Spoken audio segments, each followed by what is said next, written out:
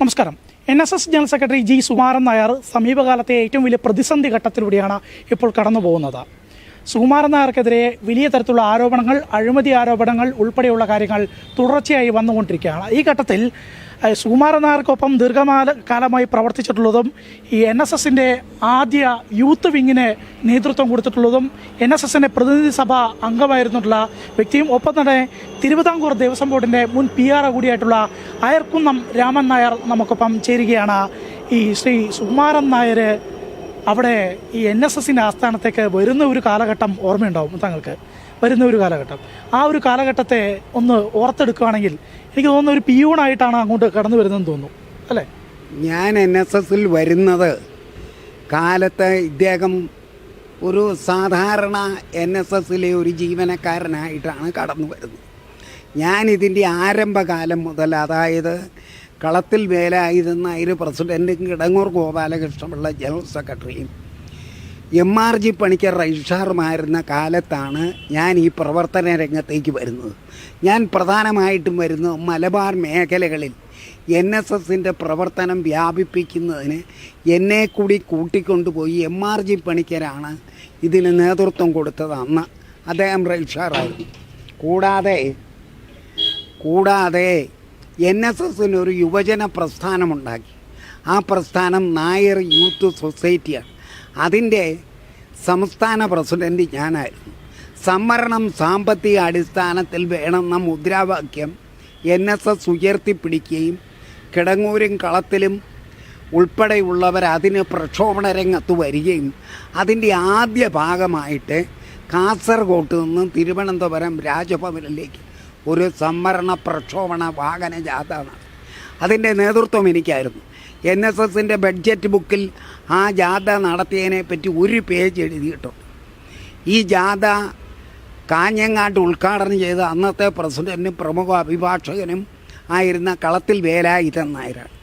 രാജഭവൻ്റെ അത് ഉദ്ഘാടനം തെക്കുറിശ്ശി സുകുമാരൻ നായരാണ്. മുഖ്യ പ്രഭാഷണം നടത്തിയത് തുടർന്ന് വന്ന രജിസ്ട്രാറായിരുന്ന തേവള്ളി മാധവൻപിള്ളി. അങ്ങനെയാണ് ഞാൻ ഈ രംഗത്തേക്ക് കടന്നു വരുന്നത്. അന്നൊന്നും നമ്മുടെ NSSൻ്റെ പ്രവർത്തന മേഖലകളിൽ സുകുമാരൻ നായരില്ല. എന്തായിരുന്നു അന്ന് സുകുമാരൻ നായർ ഈ NSSൻ്റെ ഓഫീസിലേക്ക് എങ്ങനെയാണ് കടന്നു വരുന്നത്? എന്ത് പോസ്റ്റിലാണ് കടന്നു വരുന്നത്? NSSലെ സഹകരണ പ്രസ്ഥാനത്തിലെ ഒരു താഴ്ന്ന ജീവനക്കാരൻ എന്ന നിലയിൽ, ഞാൻ മനസ്സിലാക്കുന്നത് പിയൂണോ അറ്റൻഡറോ അങ്ങനെ പിയൂണ് എന്ന നിലയിലാണ് കടന്നു വരികയും അവരെ സ്വാധീനിച്ച് കാര്യങ്ങളിൽ കടന്നുകൂടുകയുമായിരുന്നു ചെയ്തത്. സുപ്രധാനമായ ഒരു തെരഞ്ഞെടുപ്പ് നടന്നു. കിടങ്ങൂർ ഗോപാലകൃഷ്ണപിള്ള സിംഗപ്പൂർ ഹൈക്കമ്മീഷണറായി പോയ സമയത്ത് അവിടെ ഒരു തെരഞ്ഞെടുപ്പ് നടന്നു. അത് നാരായണ പണിക്കരും ഭാസ്കരൻ നായർ എന്ന് പറയുന്ന വലിയ അഭിഭാഷക പ്രമുഖരും NSSൻ്റെയും ദേവസ്വം ബോർഡിൻ്റെയും പ്രസിഡൻറ്റും MLAയും മന്ത്രിയുമായിരുന്ന ആളും ഈ നാരായണ പണിക്കരും തമ്മിൽ മത്സരം നടന്നപ്പോൾ 5 വോട്ടിന് ഭാസ്കരൻ നായർ തോറ്റു. അതിൻ്റെ ചരട് വലിയിൽ നാരായണ പണിക്കർക്ക് ചില ഗൂഢതന്ത്രങ്ങൾ മെനഞ്ഞു കൊടുക്കുന്നതിന് കൂട്ടുനിന്നു സുകുമാരൻ നായർ എന്നതാണ് നാരായണ പണിക്കർ ഇങ്ങനെ ആശ്രയിക്കാനുള്ള കാര്യം. അതായത് ചായ കൊടുക്കാൻ വന്ന വ്യക്തി അവിടുത്തെ ഒരു കീ എന്താ പറയുക താക്കോൽ സ്ഥാനത്തേക്ക് വന്നത് ഇങ്ങനെയാണ്, കുറുക്കു വഴിയിലൂടെയാണ്. കാരണം ഇതിൻ്റെ അകത്ത് ഇദ്ദേഹം പറയുന്നത് ഞാൻ പല സ്ഥാനത്ത് വന്നെന്ന്. ഇന്ന് ആ സ്ഥാനമൊന്നുമില്ല. അസിസ്റ്റൻറ്റ് സെക്രട്ടറി ഇല്ല, PA ഇല്ല. ജനറൽ സെക്രട്ടറിക്ക് നാരായണ പണിക്കരുടെ PA, assistant secretary, general secretary അങ്ങനെയാണ് വന്നത്. ഇന്നെന്തുകൊണ്ട് അങ്ങനെ ഒരു പോസ്റ്റ് സുകുമാരൻ നായർ ഉണ്ടാക്കാത്തത്? എന്തുകൊണ്ട് സുകുമാരൻ നായർ അങ്ങനത്തെ ഒരു പോസ്റ്റ് ഉണ്ടാക്കാത്തത്? യാതൊന്നും ചെയ്യുന്നില്ല, അവിടെ ഇരിക്കുക. പുള്ളി പൊതുവേദിയിൽ പ്രത്യക്ഷപ്പെടുകയില്ല, പൊതുവായ അഭിപ്രായം പറയുകയില്ല, പൊതുവിൽ സമൂഹത്തിൽ ഉന്നതന്മാരെ പുള്ളി അംഗീകരിക്കുകയില്ല. ശിവഗിരി നമ്മൾ നേരത്തെ പറഞ്ഞതിൽ നിന്നൊന്ന് കണ്ടിന്യൂ ചെയ്യാമെന്ന് എനിക്ക് തോന്നുന്നത്. അങ്ങനെ അവിടെ ചായ കൊടുക്കുന്ന ആളിൽ നിന്ന് ഈ ഇലക്ഷന് പിന്തുണ നൽകി അവിടുത്തെ ഒരു താക്കോൽ സ്ഥാനത്തേക്ക് എത്തുന്നു. അവിടെ നിന്ന് സുകുമാരൻ നായരുടെ വളർച്ച എങ്ങനെയായിരുന്നു? അത് ഘട്ടം ഘട്ടം എന്ന് പറഞ്ഞാൽ അദ്ദേഹത്തെ ഒരു PA ആയിട്ടാണ് നാരായണ പണിക്കർ സാർ വയ്ക്കുന്നത്. PA വെച്ചു. അത് കഴിഞ്ഞപ്പം പുള്ളി ഒരു സെക്രട്ടറിയാക്കി. അത് കഴിഞ്ഞ് പുള്ളി അസിസ്റ്റൻറ്റ് സെക്രട്ടറിയാക്കി. അസിസ്റ്റൻറ്റ് സെക്രട്ടറി ആയിട്ട് ഇരുന്നു കൊണ്ടാണ് പുള്ളി സെക്രട്ടറി പദത്തിലേക്ക് വരുന്നത്. സെക്രട്ടറി പദത്തിൽ വരുന്നത് നാരായണ പണിക്കർക്ക് ഒരു പ്രൊമോഷൻ കൊടുത്തു. അദ്ദേഹം ശുദ്ധഗതിക്കാരനായിരുന്നു. അദ്ദേഹത്തെ NSSൻ്റെ പ്രസിഡൻ്റ് ആക്കിക്കൊണ്ട് ഇങ്ങേര് ജനറൽ സെക്രട്ടറി പദം കൈവശപ്പെടുത്തുകയാണുണ്ട്. ഈ നാരായണപ്പണിക്കർ എങ്ങനെയാണ് ഈ ഇദ്ദേഹം ഈ സ്വാധീനിച്ചിട്ടുണ്ടാവുക?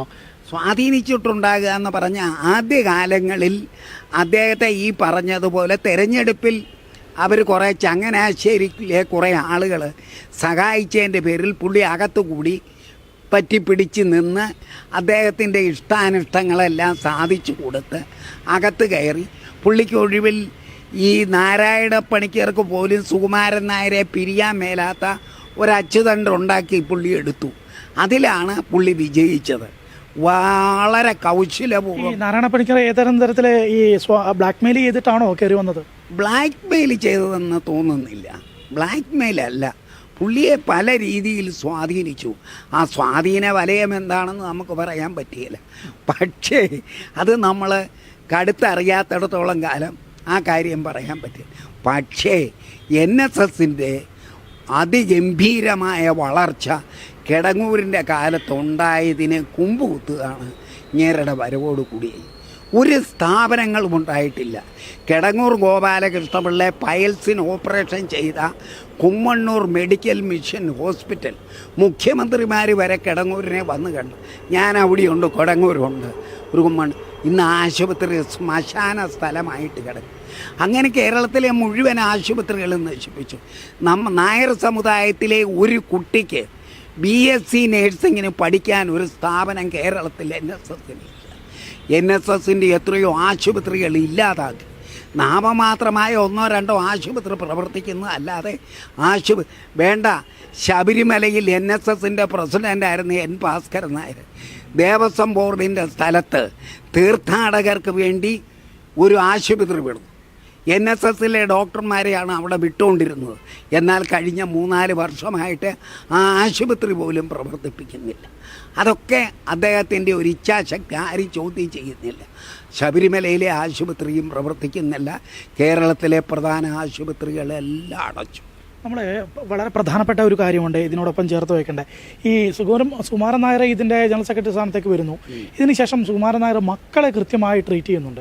അതായത് മക്കൾക്ക് കൃത്യമായിട്ടൊന്നും വേണ്ടത്ര മകൾക്ക് പോസ്റ്റ് കൊടുക്കുന്നു, വേണ്ടത്ര വിദ്യാഭ്യാസ യോഗ്യത കുറവുണ്ട് എന്നൊക്കെ പറയുന്നു. അതിൻ്റെ ഇടയിലും പോസ്റ്റുകൾ കൊടുക്കുന്നു.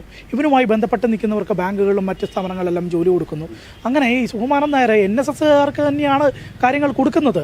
പക്ഷേ അതിനിടയിലും ഈ മക്കൾക്കും ബന്ധുക്കൾക്കും കൃത്യമായി ട്രീറ്റ് ചെയ്ത് അവർക്ക് വേണ്ട പോസ്റ്റുകൾ കൊടുക്കുക എന്നുള്ളത് കാലാകാലങ്ങളായി തന്നെ തുടർന്ന് വരുന്നുണ്ട്. അതിനെക്കുറിച്ച് എന്താണ്? അതിനെക്കുറിച്ച് പറയാം. NSSൻ്റെ ഫണ്ട് ധനലക്ഷ്മി ബാങ്കിൽ ഫണ്ട് ഇട്ടിരിക്കുന്നത് കൊണ്ട് അവിടെ വർഷം 1-2 നിയമനം മാനേജ്മെൻറ്റ് NSS. ആ നിയമനം സുകുമാരൻ നായർ മക്കൾക്കും മക്കളുടെ ഭർത്താക്കന്മാർക്കും ബന്ധുക്കൾക്കും കൊടുക്കും. അതാണ് നടന്നു വരുന്നത്. പിന്നെ NSSൽ ആവശ്യത്തിന് നിയമനം കൊടുക്കും. മൊത്തം ഞങ്ങളുടെ കണക്കനുസരിച്ച് 112ഓളം ആളുകൾ സുകുമാരൻ നായരുടെ ബന്ധുക്കളും പാർശ്വവർത്തികളും രക്തബന്ധമുള്ളവരും അല്ലാത്തതുമായ ആളുകൾ ജോലിയുണ്ട്. 15ഓളം പേര് ഡയറക്റ്റായിട്ട് മകളും മകളുടെ ഭർത്താവും മറ്റ് സഹോദരന്മാരും ബന്ധുക്കളുമായിട്ട് 15ഓളം പേര് ഡയറക്റ്റായിട്ടും ഇൻഡയറക്റ്റായിട്ട് കുറേ 100-ൽ ആളുകൾക്കും ജോലി സുകുമാരൻ നായർ കൊടുത്തിട്ടുണ്ട്. മന്നത്ത് പത്മനാഭനെ സംബന്ധിച്ചിടത്തോളം സ്വന്തം മകള് ഒരു കാര്യം ചോദിച്ചാൽ ചെയ്തു കൊടുത്തിരുന്നു. അദ്ദേഹത്തിന് കിട്ടിയിരുന്ന സംഭാവനയിലൊരു മാല സ്വന്തം മകൾ ചോദിച്ചപ്പം ഇത് നായർ സർവീസ് സൊസൈറ്റിയുടേതാണ്, ഇത് നിനക്കെടുക്കാൻ പറ്റുകയില്ല. അങ്ങേര് പ്ലെയിനെ കയറുമ്പോൾ ഇൻഷുറൻസ് നായർ സർവീസ് സൊസൈറ്റിയുടെ പേരിലാണ് എഴുതിയത്, അങ്ങേരുടെ പേരിലല്ല. മന്നത്തിൻ്റെ പേരിൽ MR യാത്ര പോയപ്പോൾ ഇൻഷുറൻസിൻ്റെ കോളത്തിൽ നായർ സർവീസ് സൊസൈറ്റി എന്ന അവകാശി. ഇന്ന് സുകുമാരൻ നായർ എന്താ ചെയ്യുന്നത്? സത്യം പറഞ്ഞു കഴിഞ്ഞിട്ടുണ്ടെങ്കിൽ ഞങ്ങൾക്ക് ഈ NSSൻ്റെ ഭാഗമായി നിൽക്കുന്നവരല്ല ഞങ്ങളൊന്നും. പക്ഷേ എന്നിട്ട് പോലും കേൾക്കുമ്പോൾ ഒരു വിഷമം തോന്നുവാണ്. ഈ പണ്ട് ഈ മന്നത്തിൻ്റെയൊക്കെ കാലഘട്ടത്തിൽ ഇങ്ങനെയൊക്കെ ആയിരുന്നു എന്നൊക്കെ ഞങ്ങളൊക്കെ വായിച്ചറിഞ്ഞിട്ടുണ്ട്.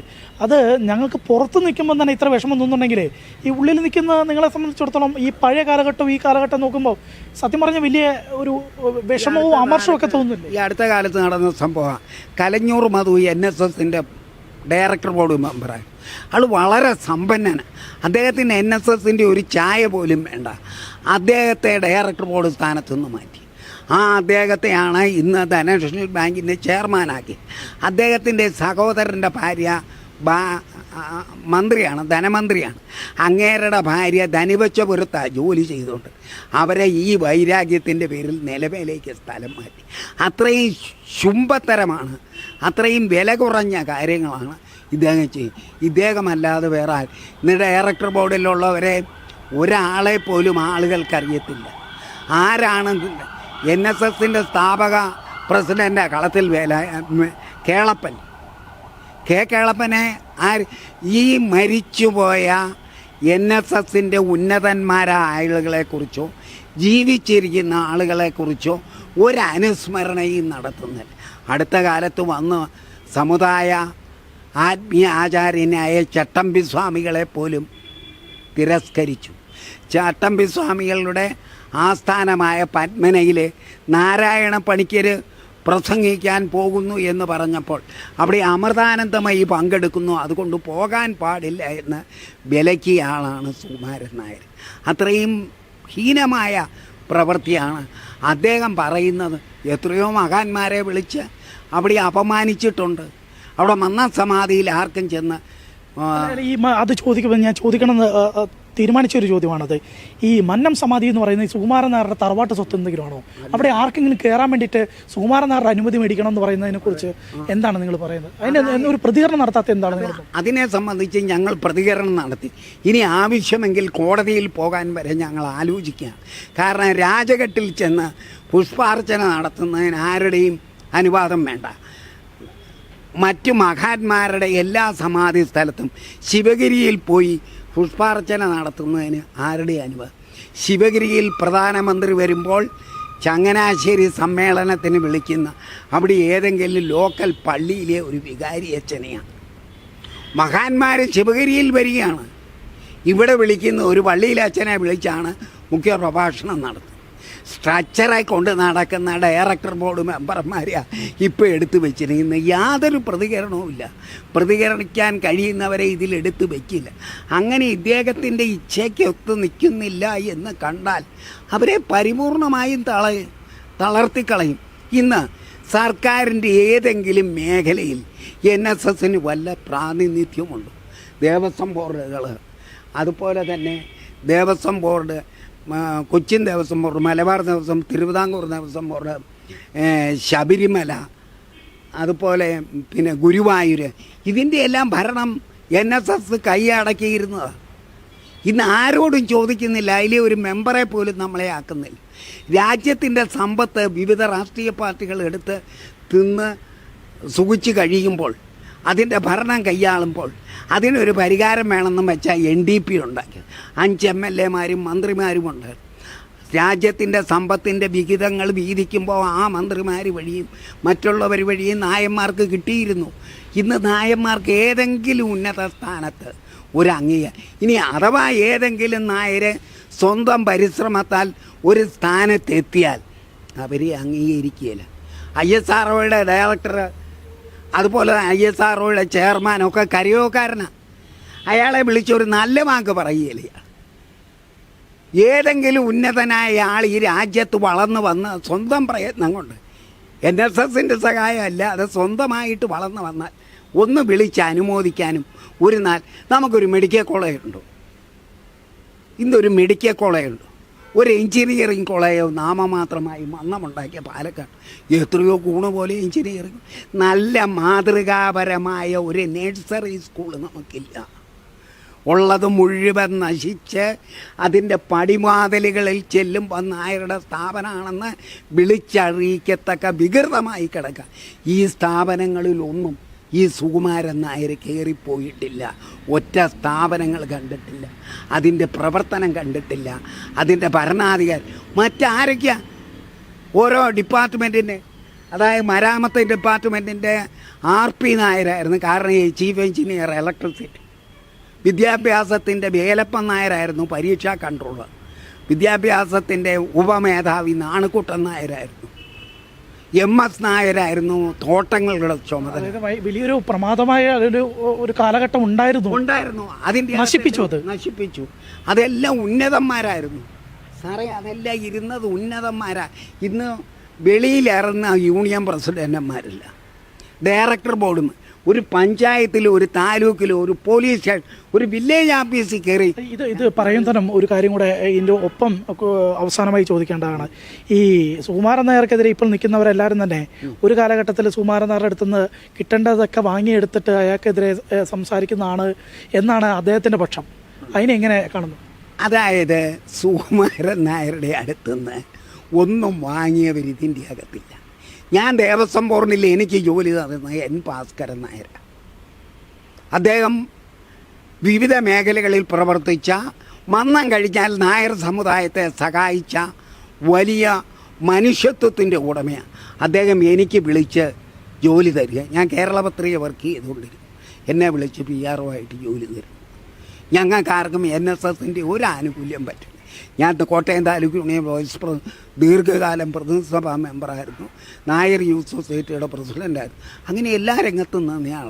ഞങ്ങളാരും ഈ പ്രവർത്തിക്കുന്ന ഞങ്ങളുടെ കൂടെ ഇപ്പോൾ ഈ റാൻമൂളികളായി നിൽക്കുന്ന ഈ ഡയറക്ടർ ബോർഡ് മെമ്പേഴ്സിനെയും ഈ പ്രതിനിധി സഭാ അംഗങ്ങളെയൊക്കെ കാണുമ്പോൾ എന്താണ് തോന്നുന്നത്? അവരെല്ലാം വെറും ഉപജീവനത്തിന് വേണ്ടി, അവർക്ക് ചിലപ്പോൾ ഒരു സ്കൂളിൽ അഡ്മിഷൻ, ഒരു ഉദ്യോഗം, ഇത് മതി അവർക്ക്, ഒരു സ്ഥലം മാറ്റം, ഇത് കിട്ടുമോ എന്നോർത്ത് ഭിക്ഷാന്തേഹികളായി. പിന്നെ അതിലൊരു നല്ല ശതമാനം ആളുകൾ NSS സ്കൂളിലെ അധ്യാപകരായി, അല്ലെ NSSുമായിട്ട് ഏതെങ്കിലും സ്ഥാപനത്തിലെ ആളുകളായിരിക്കും ഈ പ്രതിനിധി.